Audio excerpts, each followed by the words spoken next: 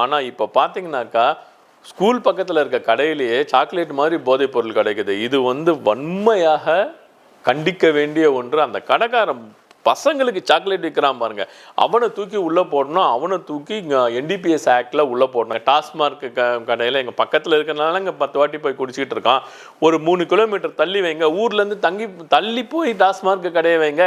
என்னங்க டாஸ்மார்க் கடைன்னா பக்கத்துலேயே உட்காந்து எடுத்து குடிச்சின்னு இருக்கணுமா? இது என்ன மெடிக்கல் ஷாப்பா பக்கத்துல உட்காந்து குடிக்கிறதுக்கு? இது என்ன கோயிலா டெய்லி போய் கும்பிட்டு வரதுக்கு? டாஸ்மார்க்கை ஊர்ல இருந்து தள்ளி ஒரு 5 கிலோமீட்டர் தள்ளி வைங்க. குடிக்கிறவங்க எங்க வேணா போய் குடிச்சிட்டு வரட்டும். விஜய் இப்போ என்ன பண்ணியிருக்காரு அப்படின்னு சொன்னாக்கா, போலீஸில் பயங்கர ஸ்ட்ரிக்ட் பண்ணியிருக்கார். போதை ஒழிப்புக்கு ஒரு டீம் ஒன்று போட்டிருக்கார். சிங்கப்பெண்ணேன்றதை பற்றி நம்ம வேற ஒரு காணொலியில் போட்டிருக்கோம். அதனால் நான் அதை டீப்பாக சொல்லலை. போதை ஒழிப்பு என்கிறது, அதுவும் மாணவர்களிடையே போதை ஒழிப்புன்றது மிக மிக மிக முக்கியமான ஒரு டாஸ்காக இப்போ இருக்குங்க. ஸ்கூல்லே கிடைக்குதுங்க. ஸ்கூல் பக்கத்துலேயே போதை மாத்திரை கிடைக்குது. அந்த காலத்துலலாம் நம்ம ஒரு சாக்லேட் வாங்குவோம், ஒரு 10 காசு கொடுத்து சாக்லேட் வாங்குவோம், 50 காசு கொடுத்து ஒரு கிலோ சாக்லேட் வாங்குவோம். ஆனால் இப்போ பார்த்தீங்கன்னாக்கா ஸ்கூல் பக்கத்தில் இருக்க கடையிலேயே சாக்லேட் மாதிரி போதைப் பொருள் கிடைக்குது. இது வன்மையாக கண்டிக்க வேண்டிய ஒன்று. அந்த கடைக்காரன் பசங்களுக்கு சாக்லேட் விற்கிறான் பாருங்க, அவனை தூக்கி உள்ள போடணும். அவனை தூக்கி என்டிபிஎஸ் ஆக்ட்ல உள்ள போடணுங்க. வெளியிலேயே வரக்கூடாது. அப்படி ஸ்ட்ரிக்ட் பண்ணாங்கனாக்கா கண்டிப்பாக இன்றைய தலைமுறை நல்ல தலைமுறையாக மாறும். ஏன்னா இது இன்னைக்கு நேற்று நடக்கிறது கிடையாது, பாரம்பரியமாக இது நடந்துகிட்டு இருக்கு.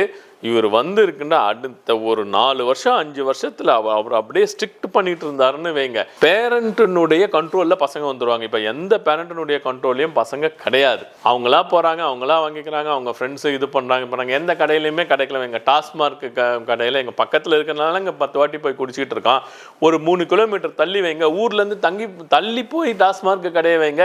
என்னங்க டாஸ்மார்க் கடைன்னா பக்கத்துலேயே உட்காந்து எடுத்து குடிச்சின்னு இருக்கணுமா? இது என்ன மெடிக்கல் ஷாப்பா பக்கத்தில் உட்காந்து குடிக்கிற? இது என்ன கோயிலா டெய்லி போய் கும்பிட்டு வரதுக்கு? டாஸ்மார்க்கை ஊர்ல இருந்து தள்ளி ஒரு 5 கிலோமீட்டர் தள்ளி வைங்க. குடிக்கிறவங்க எங்க வேணா போய் குடிச்சிட்டு வரட்டும். அதுக்கு பெட்ரோல் போட்டுன்னு போய் குடிச்சிட்டு வரட்டும். ஊர் திருந்தோம் இல்லைங்களா? இப்போ நீங்க சொல்றீங்களா, அதுக்கு சில பேர் பால் மாறிட்டு கூட போய் குடிக்காம இருப்பாங்க இல்லையா? நீங்க பக்கத்துல இருக்கிறதுனால அப்படி இறங்கி வீட்டுல இருந்து ஒரு 2 ஸ்டெப் வச்சா டாஸ்மார்க் கடை இருக்கு, அங்க போய் குடிக்கிறதுனால தான் டாஸ்மார்க் கடையை தூக்கின்னு போய் வைங்க, 5 கிலோமீட்டர் தள்ளி வைங்க.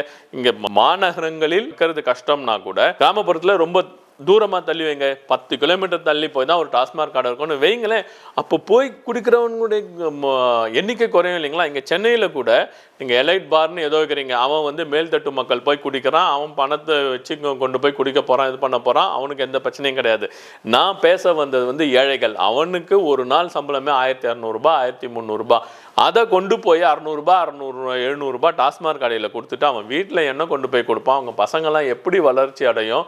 அவங்களுடைய பொருளாதார நிலைமை எப்படி உருப்படும்?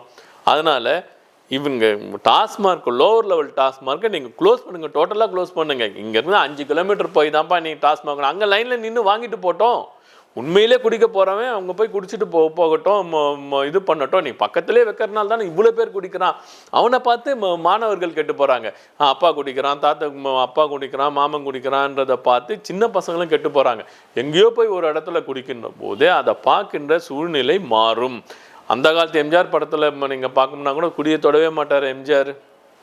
அப்படின்னு ஐயோ நான் தவறு செய்து விட்டேன், ஒரு நாள் அந்த குடியை நான் பார்த்துட்டா கூட தவறு செஞ்சுட்டேன் அப்படின்னு வர அந்த மாதிரி ஒரு சினாரியோவை உண்மையிலேயே இங்கே கொண்டு வர முடியும். விஜய் நினைத்தால் நடத்த முடியும். விஜய் ஒரு சகாப்தத்தை ஏற்படுத்தி இருக்கின்றார். விஜய் இதை தொடர்ந்து தமிழ்நாட்டுக்கு ஒரு நல்ல அரசை கொடுப்பார், குடியில்லாத ஒரு அரசை கொடுப்பார் என்று கூறி எனது காணொலியை முடிக்கின்றேன். நன்றி, வணக்கம்.